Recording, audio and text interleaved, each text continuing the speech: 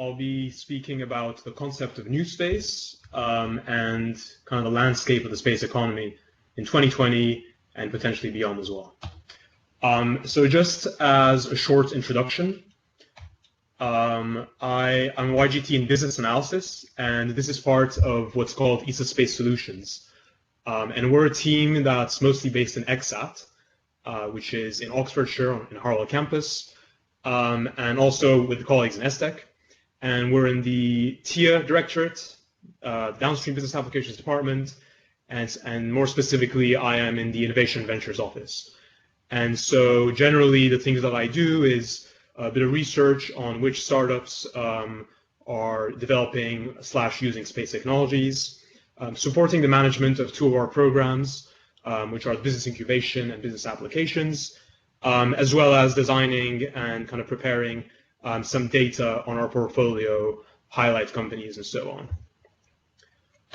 So broadly, things to do with innovation in space. So what is ESA Space Solutions, first of all? Well, we provide business incubation, funding, and support to all of the companies around Europe that want to make use of space technology in one way or another. In terms of the BICs, we have 24 centers across Europe in over 60 locations.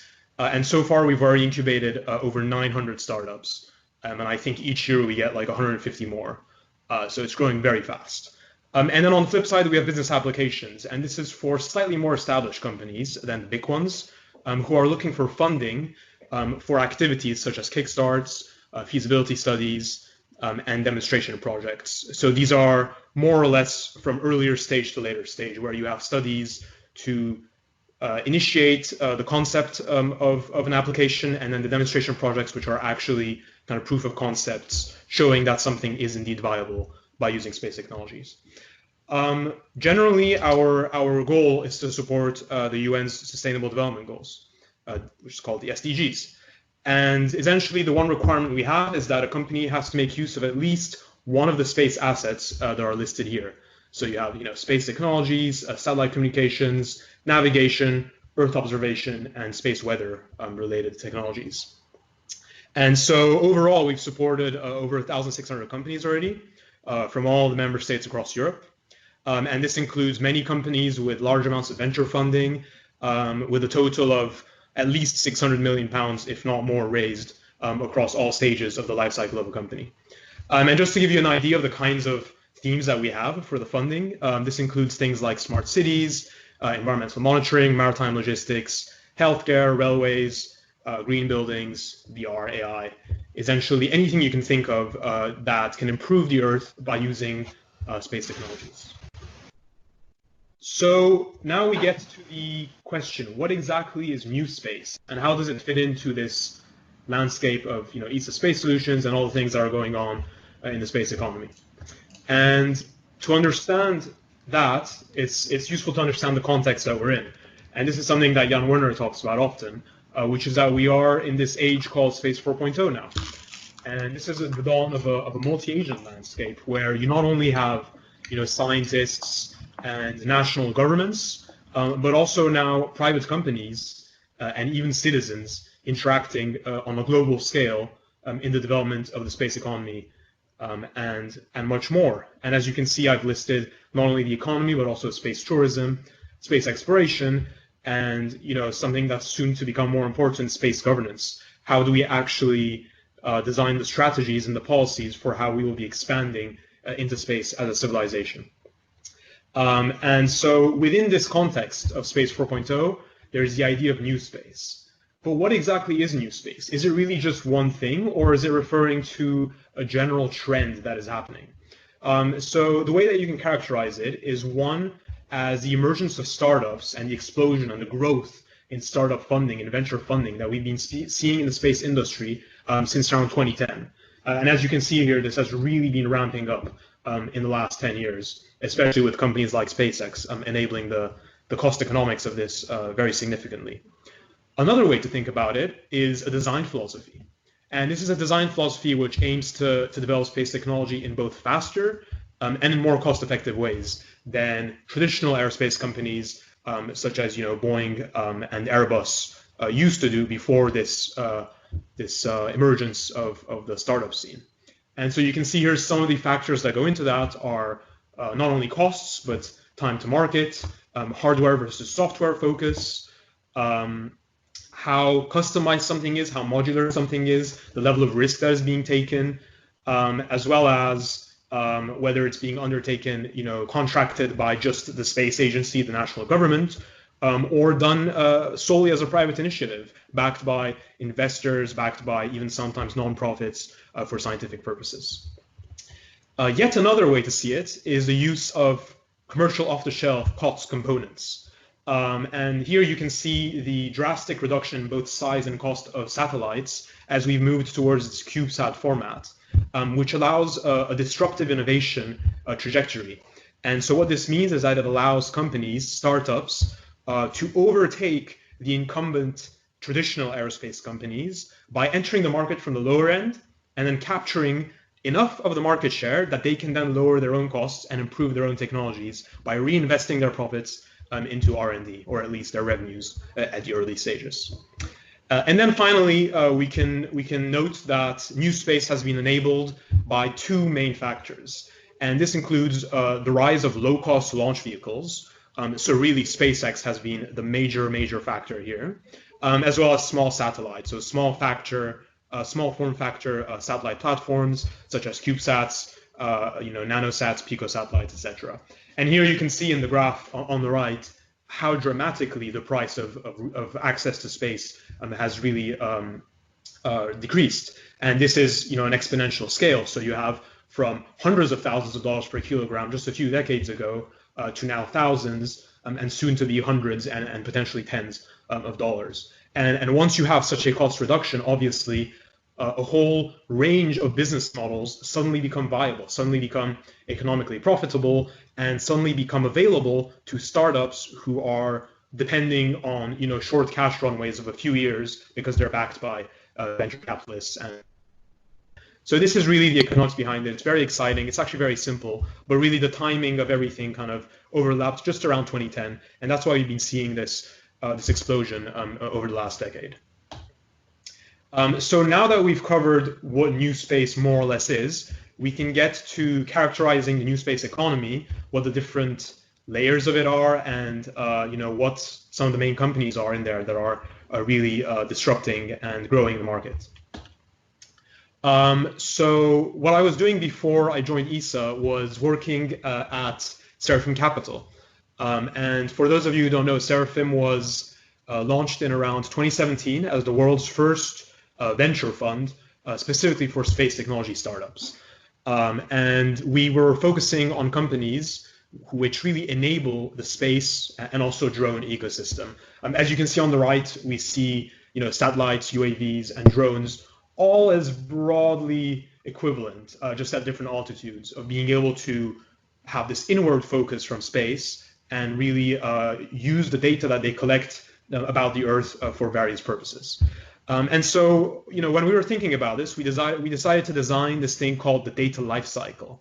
And what this describes is really the flow of information and the flow of economic value from the moment that you build hardware and software all the way up to the final product that is offered either to businesses or to end consumers.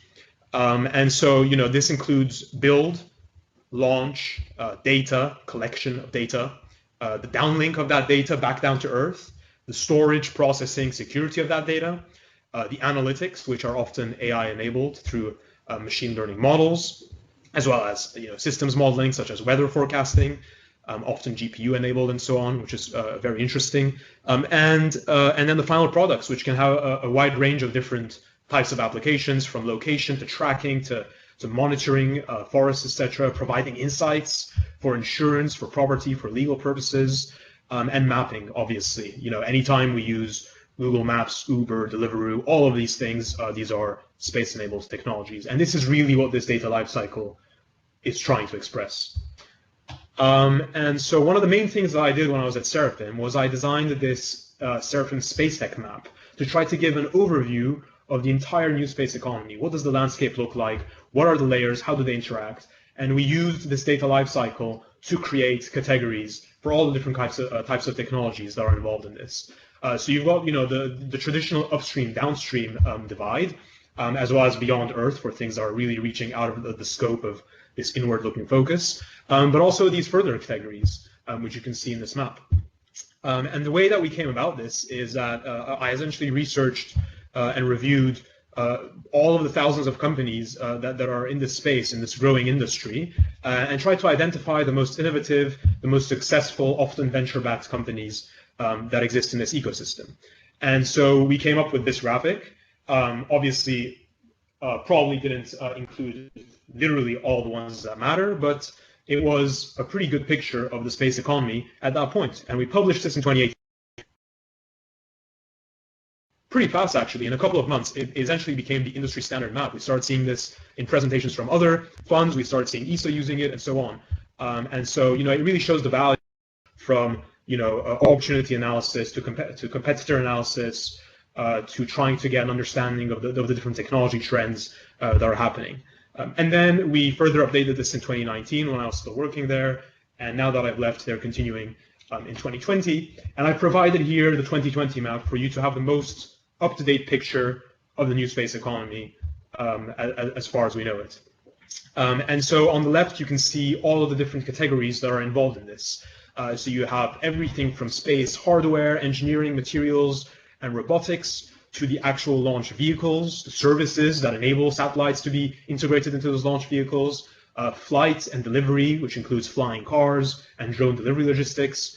You have in data, in collect, you have satellites, and satellites are broadly in 3 different types of applications, including Earth observation, telecommunications, and IoT networks. And then you also have drones and UAV doing aerial imagery, just at a lower altitude. And then you have in the downlink, you have the communications, the optical laser comms, radio frequency, ground stations, all of these things, and the security and the storage of that data, and the processing of that data. And then very importantly, of course, you have the data analytics, and that's really where the real value is created. You take all this imagery, whether it's SAR, optical, etc., and you put it through these machine learning models to actually produce insights. And same thing with drones, same thing with aerial imagery.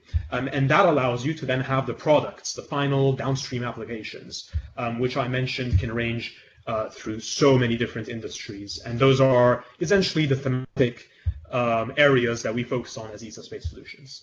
And then finally, you have the very exciting kind of beyond Earth, the final frontier, let's say, to use a Star Trek reference if I can, where you have space exploration and resources, things like asteroid mining, in-space manufacturing, satellite logistics, refueling, decommissioning, space debris, and space infrastructure. Now things like commercial space stations being developed, for example, by Axiom Space, and also space research, things like microgravity experiments.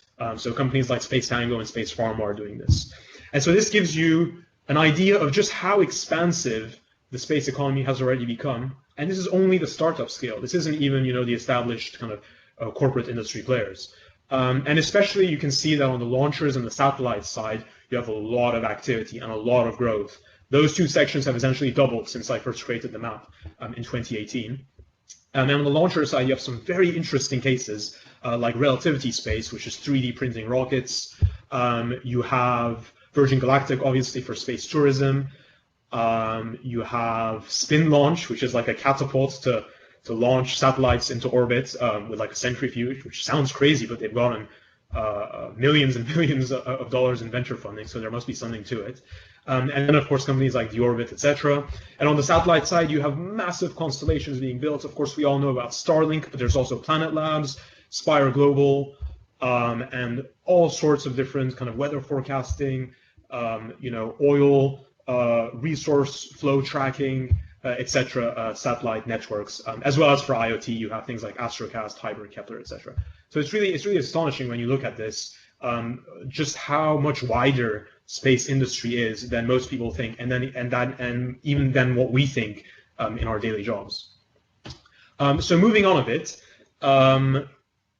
how does ESA Space Solutions then fit into this idea of new space? Well, there's 3 main things that we can outline here. One is technology transfer, and this is one of the main focuses of ESA Space Solutions, which is spinning in or spinning out technologies from Earth to space or vice versa.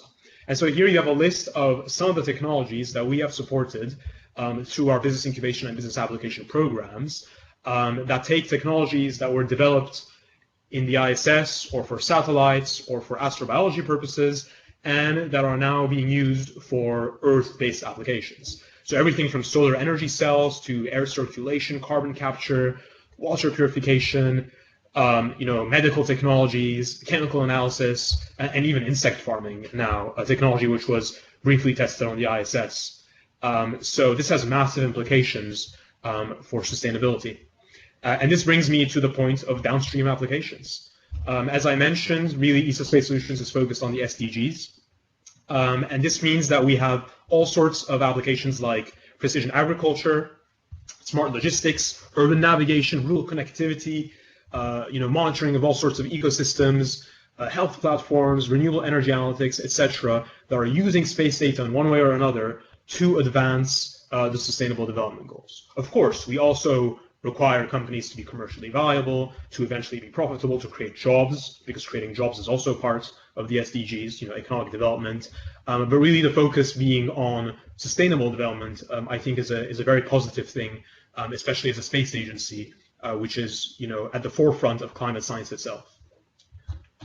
And then finally, one thing that I can outline for you guys is some of the highlight companies that have gone through our programs. And these are all very exciting, some of the leading companies in the space industry. And so you have, for example, Lilium, which is an electric vertical takeoff aircraft for urban mobility. You have Minarek, which is optical laser communications, both in ground, in the air, and in space. You have the Orbit, which provides launch services and satellite logistics, and will eventually provide also space debris removal, for example.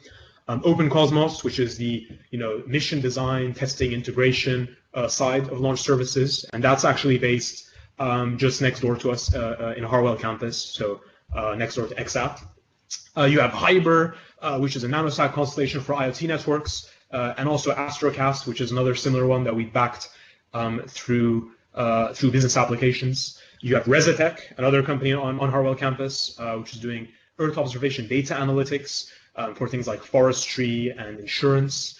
You have ClearSpace, which is one of the new companies that we're supporting, I believe, in ESA Switzerland for space debris removal. And you have also things like Solar Foods, which is a sustainable protein kind of production technology. And this actually might be very important for the future of space exploration. How can we create protein sources that are easy to make in a lab environment, that don't require actually growing an entire animal, and that also benefits the ethical and the environmental sides of having a more sustainable source of protein for the world. And so just to finish, there's this idea of the European New Space Agency, which I'm sure you all heard Jan Werner talking about. And the way that he characterized New Space in one of his blog posts was cost reductions, commercialization, disruptive innovation, use of AI, agility, flexibility, and quite importantly, I think, vision. Having a vision of how all of these pieces of technology are going to fit into the future economy, into the future infrastructure, the future activities as we expand into low Earth orbit and beyond. And so he ended on the note that ESA could be the European New Space Agency, but really to attain that objective, we need to have a shift in our culture, a shift in our philosophy. We need to be more risk-taking. We need to be more innovative-minded, and we need to reduce, obviously, some of the bureaucracy as far as possible without, compromising systems, engineering, safety procedures, and so on. But we do need to be faster. We do need to be more agile, because that's exactly what New Space is doing, and they have been massively successful. And I think ESA can do that as well. But it's certainly going to be one of the greatest challenges ahead of us in coming years. So yeah, that's it from me. Thank you very much, and let me know if you have any questions. Hi, nice presentation. That was a lot of packed information, and it was cool. I wanted to ask you something about right at the end. You mentioned like flexibility, like that the ESA New Space Agency should be like more flexible, reduce like inefficiencies and stuff. And the first thing that popped to my mind was like, I mean, compared to say NASA, was the like intricate, European politics inherently involved in ESA. What do you think? Like, how do you see that? Like, do you see that as a bit of a hurdle in becoming more efficient, as you say, or just yeah. Yeah, it certainly is. And to some extent, it's inevitable because ESA is it's an intergovernmental organization, and so fundamentally, you do need at each stage to have the approval of every member state. Secure funding for each of the programs one by one, every major decision that's made, etc. And in that respect, it's somewhat similar to the EU, although even more decentralized. Whether moving away from that model to greater integration would help ESA to become more agile, more of a new space agency, I don't know. That's possible. The political feasibility of that is, of course, a more complicated question. But even within that framework, I think that a shift in the internal culture and the internal processes of ESA in terms of decision making and in terms of the investment and engineering processes could still be useful, I think, even without having that systemic change. Mm-hmm. Okay, great. Excellent. Thank you. I'm not the DG though, so you yeah. But I don't know. Like I compare to NASA, for example, who does a lot more in-house things. Yeah. If you go to a typical meeting between industry and agency, like when it's NASA and industry, there's maybe 50% NASA stuff, and when it's like ESA and industry, there's 1 or 2 ESA people. And there's a lot more delegated to industry, so there's clearly some like fundamentally like structural differences, and like the politics you say. But yeah, it's interesting to see how on the commercial side you were saying it's really exploding in the States, and why isn't it here? Like that's something maybe. Yeah. Well, yeah, that's true to some extent, but it is also exploding in Europe. I mean, we have the UK is a major hub of the space startups. Obviously, the investment in the US is much greater. There's more space startups. There's more innovation at the moment. But actually, I would say that ESA has more initiatives to collaborate with industry, has more initiatives to outsource to contract industry players and to support the startup scene. NASA doesn't do actually a lot of this. They don't have anything like our business incubation programs or business applications.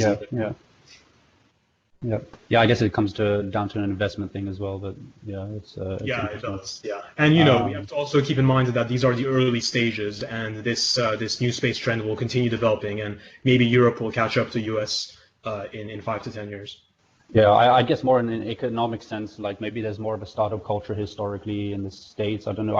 I was hearing of there's a podcast series called New Space, and they were talking about some European startups that were like struggling to find money in Europe, and then they go to Silicon Valley and then like expand there, and you're like that shouldn't be happening, but like I can tell from your presentation that a lot of stuff is happening in Europe. So I'll suggest if we could just wrap it up a little bit because that was all for me. Thanks very much. Okay, let's shoot the other questions quickly then. Indeed, I have a question from, I believe it was Agnieszka. Hey, yes. Thank you. Thanks for your presentation. Very interesting. I just wanted to actually follow up on the previous question. And you mentioned that the European startups, they have to seek funding in Silicon Valley. I'm just curious, a bit down to earth question, like how many of those startups are actually profitable and how many are just sound cool, and because they sound cool, and then because of this they have this venture capital funding, and then we hear about those cool ideas, but we never hear what happens after 5 years or so. So I'm just interested how many of those ideas are actually like have a chance to be profitable and stay with us for longer, and how many are just because I also disagree a little bit with what you said, that if there is an idea and a lot of people back up that with venture capital, then there must be something to it. I think sometimes it's just a circle. Yeah. So I would never make that claim. Anyone who works in venture capital knows that one, you don't invest in startups that are profitable. Invest in startups that have the potential to become profitable. If you're investing when they're already profitable, you're coming in at a late stage. The stage to come in is right before they commercialize, right before they start making massive increases in their order of magnitude in revenue. And so it's always a risk. And there's there's something like a 10-to-1 rule, where for every 10 startups that a venture capital firm invests in, they expect only one out of the 10 startups to become successful, and that is already fundamentally, integrated into the assumptions of a VC and into the calculations of how much money they're giving, how much equity they're taking. So it's very natural for us to see the vast majority of these startups that get venture backing failing in the next 5 to 10 years. But the really key question is, which of the massive, unicorns and stars will be rising? Will they be rising from the US, from the UK, from Europe? And so far, we've seen that mostly from the US. We're seeing that more from Europe now. And the examples that I gave of the ones supported by ESA Space Solutions have been getting hundreds of millions of euros in venture funding. But you can never assume that every startup is going to stick around. It's always a risk. And that's the entire idea behind venture capital, really. That's why they need to have venture funding. That's why they're not just going to a bank and getting a loan, is because of that risk factor. But high risk equals high reward, right? So that's the idea. Yeah, cool, thanks. Okay, Max, hast du eine Frage für uns?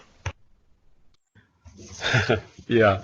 Thank you, Bartu, for an excellent presentation. That was really good. You didn't cover this directly in your talk, but I'd be interested to hear your opinion.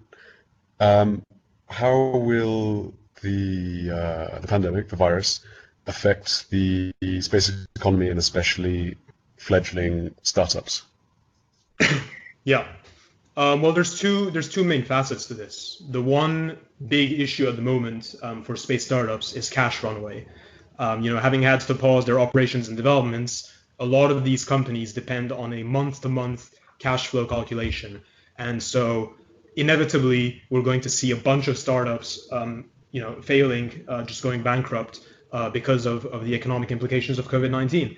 But on the other hand, it does create more opportunities. It creates opportunities for healthcare services to be developed that are space enabled. And at ESA Space Solutions, we're doing exactly that. We're putting out funding calls for COVID-19 recovery, digital health platforms, etc. So you do, whenever you have a crisis, you do have also these new opportunities, and space is uniquely positioned to be addressing some of these opportunities. So that's good.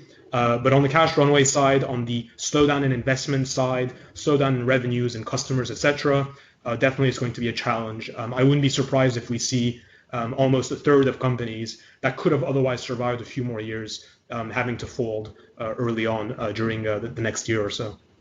Thank you. Finally, we had François de la Berterie. Go for it. Well, my question is quite related to Max's one. That's it's along with the world crisis with the coronavirus.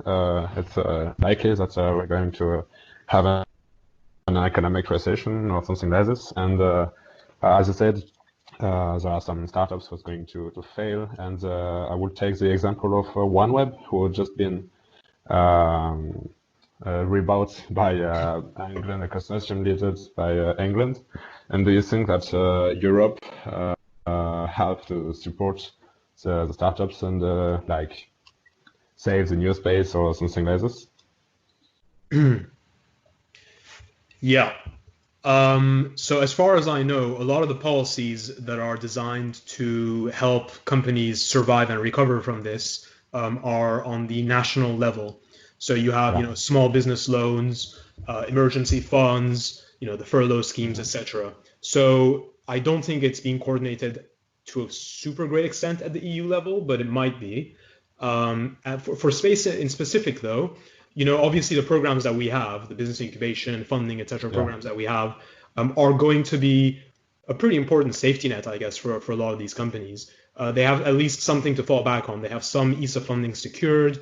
They have some credibility secured, or they're going through incubation at the moment, so they don't have to worry, about immediately commercializing. Mm-hmm. So it's really good to see that we have all this in place, and it's being tested now by the crisis, by the COVID crisis. And I think we're only really going to find out the results of how well we survived this, towards the end of the year probably. But I do think that on the national and on the EU level, there probably should be initiatives specifically for space as well, because of how much potential there is in the future. And any slowdown in that in the next few years could have pretty significant consequences for how much Europe is able to develop itself moving forward in this area.